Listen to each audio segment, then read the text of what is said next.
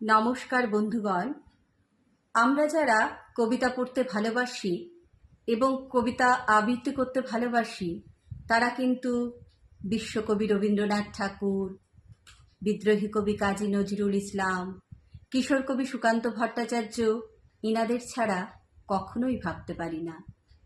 তাই আজকে আমার নিবেদনে থাকছে কিশোর কবি সুকান্ত ভট্টাচার্যের লেখা ছাড়পত্র। যে শিশু ভূমিষ্ঠ হলো আজ রাত্রে, তার মুখে খবর পেলুম, সে পেয়েছে ছাড়পত্র এক। নতুন বিশ্বের দ্বারে তাই ব্যক্ত করে অধিকার, জন্মমাত্র সুতীব্র চিৎকারে। খর্বদেহ নিঃসহায়, তবু তার মুষ্টিবদ্ধ হাত উত্তোলিত উদ্ভাসিত কি এক দুর্বোধ্য প্রতিজ্ঞা। সে ভাষা বোঝে না কেউ, কেউ হাসে, কেউ করে মৃদু তিরস্কার। আমি কিন্তু মনে মনে বুঝেছি সে ভাষা।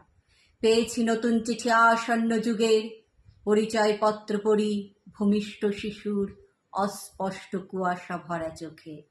এসেছে নতুন শিশু, তাকে ছেড়ে দিতে হবে স্থান। জীর্ণ পৃথিবীতে ব্যর্থ, মৃত আর ধ্বংসস্তূপ পিঠে চলে যেতে হবে আমাদের।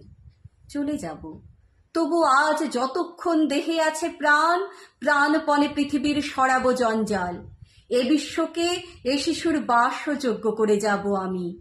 নবজাতকের কাছে এ আমার দৃঢ় অঙ্গীকার। অবশেষে সব কাজ সেরে আমার দেহের রক্তে নতুন শিশুকে করে যাব আশীর্বাদ। তারপর হব ইতিহাস। নমস্কার।